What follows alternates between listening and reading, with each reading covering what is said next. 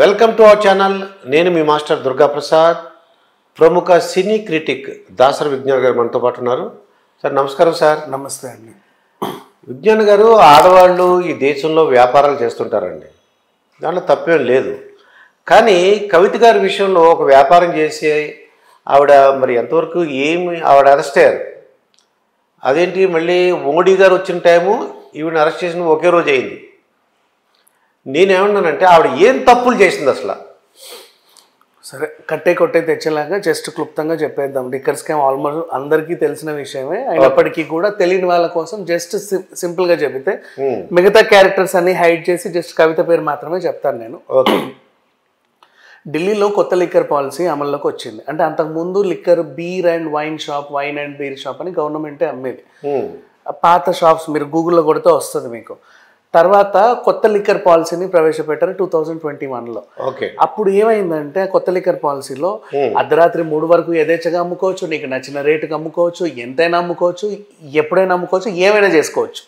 అంటే ఫ్రీడమ్ ఇచ్చేసారు. నెక్స్ట్ అలాగే కరోనా టైంలో 2 సంవత్సరాలు ఆల్మోస్ట్, అంటే అప్పుడు కొన్ని నెలలు అట్లా ఆ పీరియడ్ అంతా కూడా వీళ్ళు చాలా నష్టపోయారని చెప్పేసి ఆ టైంలో 2 సంవత్సరాలకు సంబంధించి మీరు ట్యాక్స్ కట్టాల్సిన అవసరం లేదని, ఆ ట్యాక్స్ని కట్టాల్సిన అవసరం లేదని ప్రకటించింది.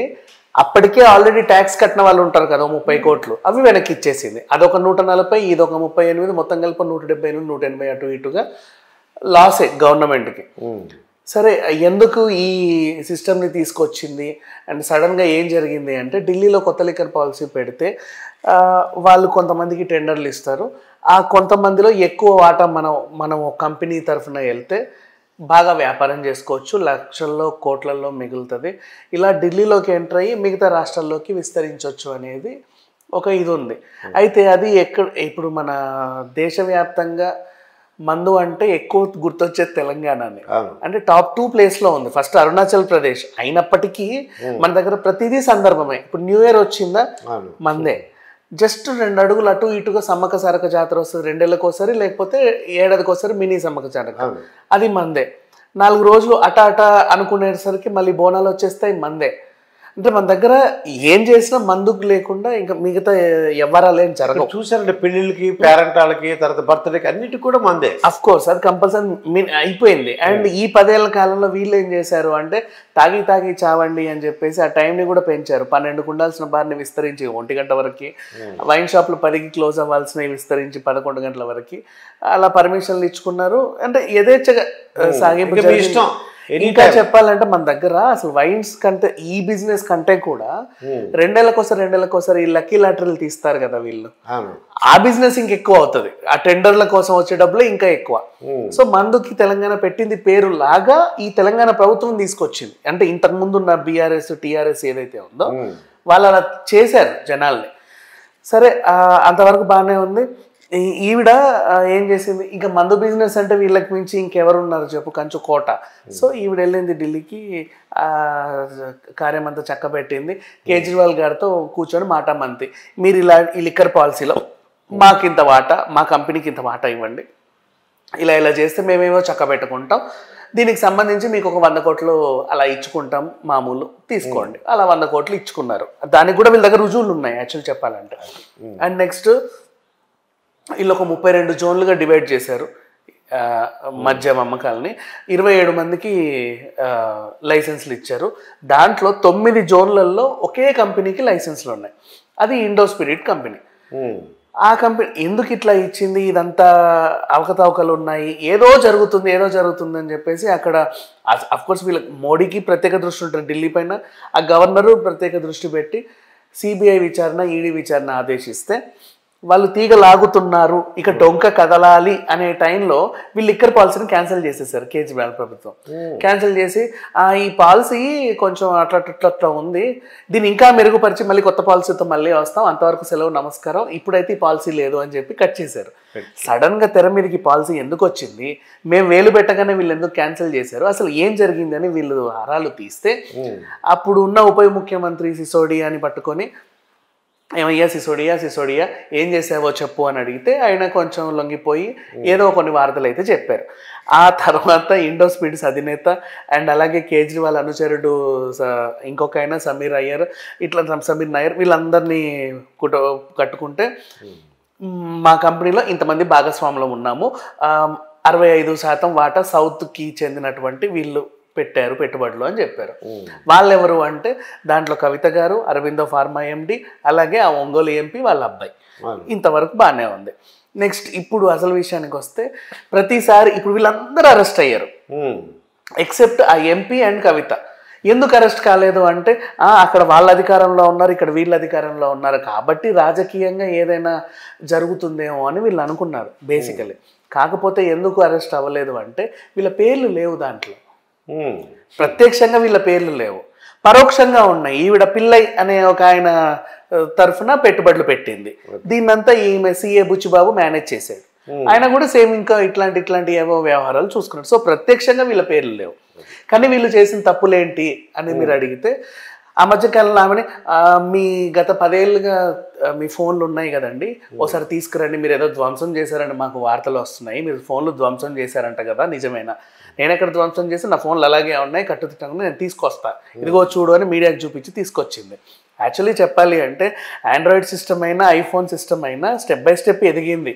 iPhone 3 తర్వాత 4 వచ్చింది, 4 తర్వాత 5 తర్వాత 6, 7, ఇప్పుడు 14. కొత్త ఫోన్లు అనమాట. అంటే 2021లో మ్యానుఫ్యాక్చర్ అయిన కొత్త ఫోన్లు తీసుకొచ్చి వీళ్ళ ముందు పెట్టింది, ఇవే నా 10 ఏళ్ళుగా వాడుతున్న ఫోన్లు అని. అప్పుడు ఆండ్రాయిడ్ సిస్టమ్ ఎక్కడుంది, వీటి మ్యానుఫ్యాక్చరింగే 2021. సో ఇట్లా ఇవే చిన్న తప్పులే. వీళ్ళు అంటే ఏమనుకుందంటే చేసి తీసుకొచ్చి ఏవో 4 ఫోన్లు వాళ్ళ మొహాన కొట్టేస్తే ఇది అని ఏదో ఒకటి చెప్పి ముందు బయటకు వచ్చేయచ్చు అని అనుకున్నారు. కానీ వాళ్ళు కొంచెం లోతుగా దర్యాప్తు చేసి అంత ఈజీగా వదలము, ఏదో ఉంది దీంట్లో, మేము అన్నీ బయటికి తీస్తామని చెప్పగానే మిగతా వాళ్ళందరినీ అరెస్ట్ చేసిన తర్వాత ఈవిడ దగ్గరకు వచ్చి అండ్ ఈవిడ్ని కూడా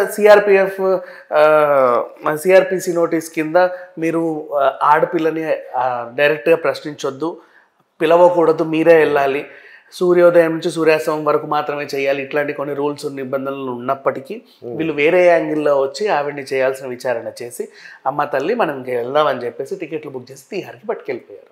అంటే వాళ్ళ దగ్గర అన్ని రకాల ప్రూఫ్స్ ఉన్నాయి, వాళ్ళు ఏదో మాట్లాడుకుంటున్నారు. బట్ ఈవిడ అరెస్ట్ అయ్యింది అండ్ జైలుకి వెళ్తుంది, శిక్ష కూడా పడుతుంది అని మాత్రం బయట టాక్ అనేది ఉంది.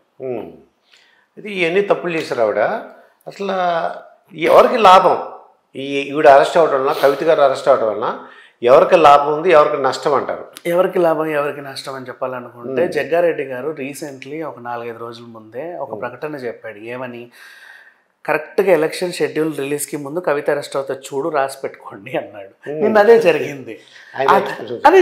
ఎందుకు అలా జరిగింది అంటే కొంచెం రాజకీయ విశ్లేషకులు వీళ్ళ అంచనాల ప్రకారంగా సింపుల్గా మనం కూడా మాట్లాడుకోవచ్చు. ఏం జరిగిందంటే మొన్న అసెంబ్లీ ఎలక్షన్స్ టైంలో కవిత అరెస్ట్ అవుతుంది అని అందరూ అనుకున్నారు. ఈవెన్ వాళ్ళ పార్టీ అధినేతలు కిషన్ రెడ్డి గారు కానీ, బండి సంజయ్ కానీ వీళ్ళందరూ చెప్పారు కవిత అరెస్ట్ అవుతుంది అని. లాస్ట్కి అయ్యిందా? అవల. అలా వెళ్ళింది, ఇలా వచ్చింది. అబ్బే ఈవిడ పేరేం లేదండి, వెళ్ళిపోవచ్చు అన్నారు. అప్పుడు మిగతా పార్టీలు ఏం చేశాయంటే అఫ్కోర్స్ షర్మిల గారు అండ్ టీడీపీ వీళ్ళ జనసేన పోటీ చేయకపోయినా జనసేన పొత్తులో పోటీ చేసినప్పటికీ మెయిన్గా కాంగ్రెస్ ఉంది కదా, కాంగ్రెస్ వాళ్ళు ఆరోపించిన ఆరోపణ ఏంటంటే బీజేపీ అండ్ బీఆర్ఎస్ ఒకటే, అందుకే కవితను అరెస్ట్ చేయలేదు, సో వాళ్ళని మీరు గెలిపించకండి, మమ్మల్ని గెలిపించండి అని చెప్పారు. జనాలు కూడా నమ్మారు, ఎందుకంటే కవిత అరెస్ట్ అవ్వలేదు కదా. అంటే జనరల్గా ఏమనుకుంటున్నారంటే ఢిల్లీలో కలిసి ఉన్నారు, గల్లీలో పోటీ పడుతున్న యాక్షన్ ఢిల్లీ గల్లీ అని పెట్టారండి. ఎగ్జాక్ట్లీ. సో వీళ్ళు నమ్మక కాంగ్రెస్ వచ్చింది. ఇప్పుడు మళ్ళీ ఎంపీ ఎలక్షన్స్ ఉన్నాయి కదా, ఈ టైంలో కూడా మళ్ళీ కవితను అరెస్ట్ చేయకపోతే మళ్ళీ అదే రిపీట్ అయ్యే అవకాశం ఉంది. కాబట్టి కవితను అరెస్ట్ చేసి మాకు వీళ్ళకి సంబంధం ఏం లేదు, వాళ్ళే మేమే అని చెప్పదలుచుకున్నారు వీళ్ళు అని జగ్గారెడ్డి గారు అన్నారు. ఆయన చెప్పింది సర్లే చూద్దాంలే అనుకునే టైంలో నిన్న కరెక్ట్గా అదే సిచ్యువేషన్ ఏర్పడింది. సో జస్ట్ ఈ ఎన్నికలని దృష్టిలో పెట్టుకొని మాత్రమే వీళ్ళని అరెస్ట్ చేశారు, ఇది కూడా హై డ్రామానే అని మళ్ళీ కాంగ్రెస్ ప్రభుత్వము జనాల్లోకి బలంగా తీసుకెళ్తుంది. ఇక్కడ జస్ట్ అరెస్ట్ చేసినట్టే చేస్తారు, అక్కడ తీసుకెళ్లి వీళ్ళ అన్ని బాగానే ఉంటాయి, ఏం ప్రాబ్లం ఏం లేదని చెప్పేసి చెప్తున్నారు. ఇదండి దాసరి విజ్ఞాన కవిత జరిగిన ఇంటర్వ్యూ. మరొక ఇంటర్వ్యూతో మీ ముందు ఉంటాను. మీ మాస్టర్ దుర్గా ప్రసాద్.